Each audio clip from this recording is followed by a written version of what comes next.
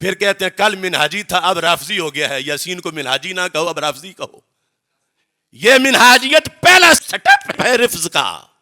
ریاض شاہ، عبد القادر شاہ یہ رفض کی طرف جانے والے سٹپ ہیں جو سنی ورکر کو کھینچ کے رافضی بناتے ہیں۔ اہل بیت اطہار رضی اللہ تعالی عنہم کے بارے میں فتاوی رضویہ شریف میں لکھا ہے کہ روافض نے 3 لاکھ حدیثیں گھڑیں۔ آپ نے باحوالہ وہ لکھا امام احمد رضا بریلوی نے، جن کی وجہ سے ہم رضوی کہلاتے ہیں۔ کتنی گھڑیں؟ کچھ چھوٹی مقدار ہے۔ یہ 6-7 صدیاں پہلے 3 لاکھ تھیں۔ اب وہ 3 لاکھ جب ان کے ذاکر بیان کرتے ہیں اور ہمارے ان پڑھ خطیب بھی وہاں سے ہڈیاں چوستے ہیں، اور اس میں پہلا نمبر منہجیوں کا ہے۔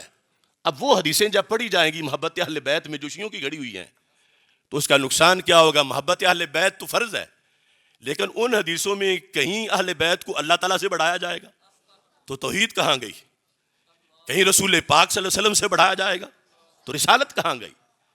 صرف صحابہ سے ہی حضرت صدیق اکبر رضی اللہ تعالی عنہ سے ہی افضل نہیں، اتنی دور تک وہ گھڑی ہوئی حدیثوں میں ہے۔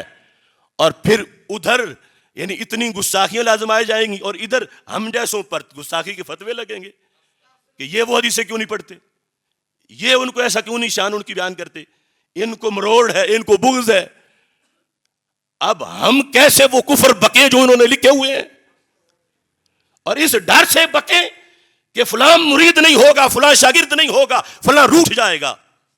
تو میں اللہ کے گھر میں بیٹھا ہوں، سارا زمانہ روٹھ جائے،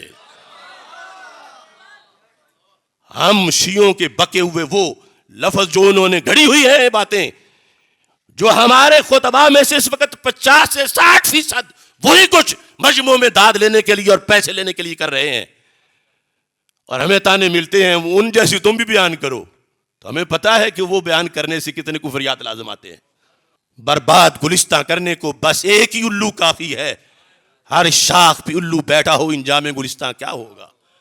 آج بھی وقت ہے جھنجھوڑو ان پیروں کو، جھنجھوڑو ان خطیبوں کو کہ جنہوں نے رفض کے دروازے کھولے ہیں، تفضیلیت کے دروازے، یہ آگے بڑھتے جاتے ہیں اس طرف، اور آگے پھر یہ گستاخیاں ہیں۔ اصل دین قرآن و سنت میں جو موجود ہے، جو اہل بیت اطہار رضی اللہ تعالی عنہم کی شانیں خود قرآن و سنت میں موجود ہیں، وہ بھی تھوڑی نہیں، بہت بڑی شانیں ہیں، لیکن جو گھڑی ہوئی ہیں وہ تو گھڑی ہوئی ہیں۔ اب سرکار نے فرمایا ہے کہ جس نے گھڑ کے میری طرف منسوب کر دیا کہ یہ سرکار کی حدیث ہے، فَلْيَتَبَوَّأْ مَقْعَدَهُ مِنَ النَّارِ، اسے پھر اپنا ٹھکانہ جہنم میں بنانا چاہیے۔ کہ انہوں نے فرمایا نہیں، تو کہتا ہے سرکار نے فرمایا ہے، سرکار کی طرف منسوب کر رہا ہے، اس لیے منسوب کر رہا ہے کہ مجمع خوش ہوگا، اس لیے کہ کہا جائے گا کہ بڑا محب اہل بیت ہے، اور پتہ ہی نہیں سرکار نے تو فرمائی ہی نہیں ہے۔ سرکار تو گنبد خضرا میں تیری بات سن کے اتنے ناراض ہو رہے ہیں کہ کتنا بے غیرت ہے، میں نے لفظ بولا نہیں، یہ بکواس کر رہا ہے، میری طرف منسوب کر رہا ہے۔ تو تبلیغ دین کرنا صراط گزرنے کے مترادف ہے۔ تو اس بنیاد پر آپ سب اس چیز کو ذہن میں رکھیں کہ 2 بیانیے چل رہے ہیں، ایک بیانیے پہ میں کھڑا ہوں اور میرے ساتھ علماء کھڑے ہیں، یہ نہیں کہہ رہا کہ میں اکیلا ہوں، بہت علماء کھڑے ہیں، لیکن بہت سے، میں نے اگلے ایوان اقبال میں بھی کہا تھا کہ اگر مثال کے طور پر اختلاف ہو جائے، کوے کے بارے میں کچھ کہیں کہ کالا ہے، کچھ کہیں کہ نہیں سفید ہے، تو کچھ ایک پارٹی میں ہوگا کالا کہنے پر وہ صحیح کہہ رہے ہیں، کچھ دوسری طرف کہ سفید ہے وہ غلط کہہ رہے ہیں، اور درمیان میں ایک بہت بڑی آبادی ہے، وہ کہتے ہیں ہمارے ویور کم ہو جائیں گے، اگر کالا کہیں گے تو دوسرے نہیں دیکھیں گے، سفید کہیں گے تو کالے والے جو ہیں وہ ناراض ہو جائیں گے، تو ہم چپ رہتے ہیں، ہمیں کیا ہے۔ لیکن کبھی چپ جو ہے وہ جہنم کا رستہ بنتی ہے۔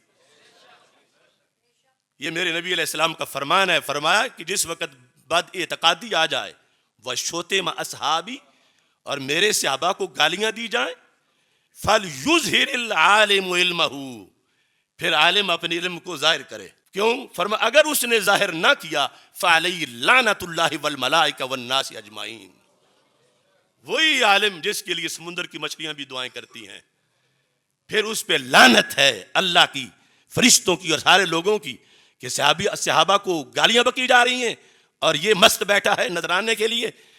کہ نذرانے تھوڑے ہو جائیں گے یا مرید تھوڑے ہو جائیں گے یا شاگرد تھوڑے ہو جائیں گے یا فلاں ناراض ہوگا فلاں ناراض ہوگا فلاں ناراض ہوگا یا ایف آئی آر کٹے گی یا جیل میں جانا پڑے گا. یہ جیلیں یہ سب کچھ نیچے ہے, جہنم کا 1 گھنٹہ بھی بہت سخت ہے.